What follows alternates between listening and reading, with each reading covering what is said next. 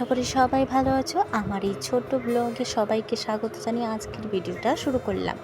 প্রতিদিনের মতো সকালবেলা উঠে কাজের খোঁজ করছে যে কোথায় কাজ পাওয়া যায় না যায়। যতদিন বেঁচে আছে ততদিন কর্ম করে খেতে হবে। কাউকে ঠকিয়ে বা কারো মনে আঘাত দিয়ে আমরা খেতে চাই না, কারণ আমরা সৎ পথে চলতে চাই। মানুষ আছে না যে মানুষের সাথে গিরিটা করে, বেইমানির কাজটা করে। মানুষ এরকমও তো আছে যে মানুষকে ঠকিয়ে রাখে, মানুষকে শাঁখা সিঁদুরের নামে মিথ্যা কথা বলে, মানুষকে এত ঠকাতে পারে মানুষ। কিন্তু আমার মতো মানুষ কাউকে ঠকাতে পারবে না। আর মানুষকে ঠকিয়ে কোনো লাভ নেই। নিজের শাঁখা সিঁদুরের দিব্যি দিয়ে মানুষকে মিথ্যা কথা বলাটা কিন্তু অনেকটাই পাপ। তার বিচার কিন্তু মানুষ করতে পারে না, তার বিচার অবশ্যই ভগবান করতে পারে। তো যাই হোক, আজকে কিন্তু সকাল সকাল উঠে আমার বাড়িঘরের কাজকর্মগুলো করলাম।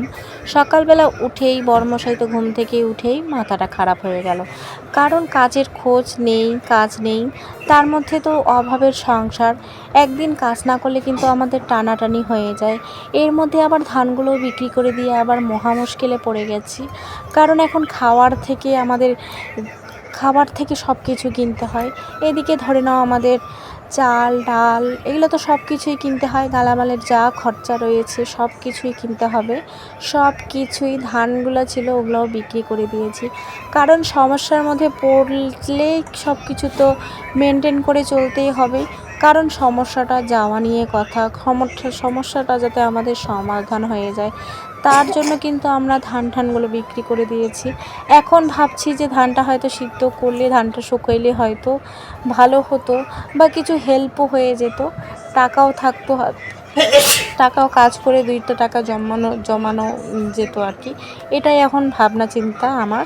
তো যাই হোক, তো আগের পরেরকার কথা ভেবে তো কোনোই লাভ নেই, কারণ এখন যা হচ্ছে তাই তো ভাবতে হবে, তাই না? তো এদিকে আমি বিছানাটা পরিষ্কার করে নিলাম, আর পর্দাটা জানি না পিছনে দিয়ে কেমন লাগছে, কারণ শীতনের ওই সামনে যে রয়েছে টিনটা ফুটা, তার জন্য আমি এইটাই লাগিয়ে দিয়েছি।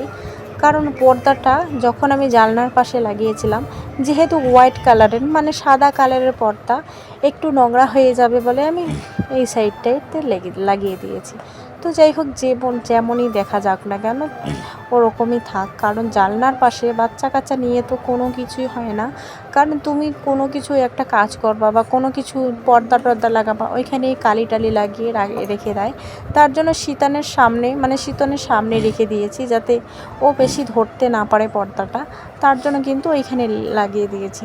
তো যাই হোক, ঘরে ঢুকে দেখলাম এত নোংরা হয়েছে, কি আর বলি। নোংরা দেখে তো আমার মাথাটাই শেষ হয়ে গেছে। চোখের তলটল যা আছে সব কিছুই কিন্তু ঝাড় দিয়ে পরিষ্কার করে নিলাম। কালকে যেহেতু আমি আলিপুরের উদ্দেশ্যে গেছিলাম একটু কেনাকাটা করতে, বা কিছু আর কি একটা কাজে গেছিলাম, তার জন্য কিন্তু বাড়িঘরের অবস্থা খুবই খারাপ হয়ে রয়েছে। কালকে চুড়িদারটা যেরকম করে এনেছি সেরকম করেই কিন্তু রেখে দিয়েছি, ধোয়াধুয়ির কোনো সিন নেই, মানে ধোয়াধুয়ি করিনি। কারণ মাথাটা একটু যেন আমার খারাপ লাগছে, কারণ একদমই ভালো লাগছে না। প্রতিদিনেরকার মতো যদি সুখে থাকতাম তাহলে অবশ্যই ভালোই লাগতো, কারণ প্রতিদিনে একটা কথাই শুধু মাথায় ঘোরে যে পুজোটা তো সামনেই আসছে, জানি না পুজোতে কি করতে পারবো বা কি করতে পারবো না, কি হবে বা কি হবে না। সবাই তো জামা কাপড় কিনবে, আমাদেরই ফাঁকা ফাঁকা মাঠে গোল। তার মধ্যে আবার অন্নপূর্ণা ভাণ্ডারের যদি টাকাটা পেতাম তাহলে তবুও তো হতো, কারণ আমার বয়স হয়নি, আমি এখনও আর কি ছোটো বাচ্চায় রয়েছি। আবার 3 বছর আমাকে অপেক্ষা করতে হবে, জানি না কি হবে। সবাই পাচ্ছে, সবাই আনন্দ করছে, কিন্তু আমার কপালে ওটুকু টাকাও জুটলো না। তো যাই হোক, এদিকে কিন্তু সন্ধ্যাবেলা বসিয়ে দিয়েছি রান্না। আমি মাছের তরকারিটা রান্না করি, শাশুড়ি মা ভাতটা রান্না করবে। সবাই ভাববে যে এখন কেন এই কথাটা বললে, যে আমি মাছের তরকারিটা রান্না করলাম, শাশুড়ি মা ভাতটা রান্না করবে। তো আজকে যেহেতু শাশুড়ি মার শরীরটা একটু খারাপ লাগছে, তার জন্য আমি রান্না করে দিলাম, কারণ মাছটা আগেই ভেজে রেখেছি, এখন কিন্তু আমি তরকারিটা রান্না করব। এই যে বাটাবাটি কাটাকাটি, এটাই তো সমস্যা। বসে বসে একবার বাটবে, একবার দাঁড়িয়ে রান্না করবে, ওই নিয়ে ভাবলাম যে আমি এই রান্নাটা করে দিই। শিলনোড়ায় তো বেটে নিয়েছি আমি আদা, পেঁয়াজ, রসুন, তারপরে এদিকে রয়েছে জিরা, গোটা জিরা।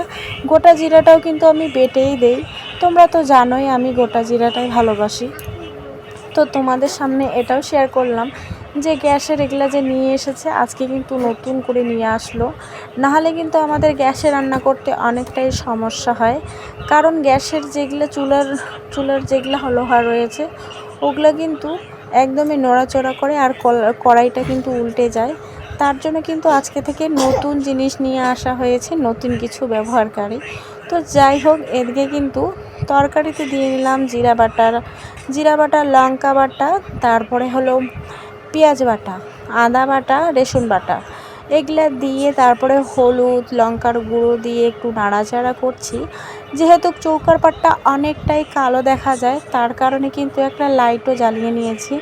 লাইটটা জ্বালানো আমার শর্টে কিন্তু বারবার পড়ে যাচ্ছিল, আবারও কিন্তু তুলে তুলে সুন্দর করে দিয়ে দেখি লাইটটা তুলিয়ে রাখলাম। এদিকে দিয়ে দিলাম আলুতে দিয়ে দিলাম লবণ দিয়ে নাড়াচাড়া করছি, মানে মশলাতে আলু দিয়ে দিলাম। এখন লবণটা দিতে যেহেতু ভুলে গেছি, লাস্টে লবণটা দিয়ে নিলাম। একটু জল নিয়ে নাড়াচাড়া করে কিন্তু আলুটা সিদ্ধ করে নেব, ঢেকে রাখবো আর কি। সিদ্ধ করে নিয়ে সিদ্ধটা হয়ে গেলে 2টা কাঁচা লঙ্কা চিড়ে দেবো। তো যাই হোক, এখন কিন্তু ফুলফাল আর কি জলটা দিয়ে নিলাম। জল আমার যেহেতু ফুটে উঠলো, এখন দিয়ে দিলাম মাছের পিসটা। কালকে সকালবেলার জন্য একটু তরকারি রাখতে হবে। দাদা হয়তো কালকে কাজে যেতে পারে, কাজে গেলে সকালবেলা ওরকমই বাসি তরকারি খেয়ে যায়। কারণ শাশুড়ি মার রান্নার যেহেতু সময় হয় না সকালবেলা, তার জন্য কিন্তু রাতে একটু তরকারি বেশি করে রেখে দেয়, যাতে সকালবেলা খাওয়া হয়ে যায়। আমার ফুলফাল রান্না একদমই কমপ্লিট হয়ে গেল। কেমন হলো মাছের তরকারিটা অবশ্যই কমেন্টে জানিও। রান্নাবান্নার শেষে কিন্তু এখন আমি থাল বাসনগুলো মেজে নিয়ে আসলাম টেবিলে। আজকের মতো এখানে থাক, আবারও কালকে দেখা হবে নেক্সট ব্লগে। সারাদিনও জার্নি করে কিন্তু শরীর একদমই হাঁপিয়ে গেছে, মানে শাশুড়ি মার, আমার না কিন্তু। এদিকে তো এক বস্তা করে ঘাস নিয়ে এসছে বাড়িতে। এগুলো দেখো কিভাবে আছে। এই যে পাজি মেয়েটা সারাদিন আমাকে জ্বালায়। পাজিটা দেখি।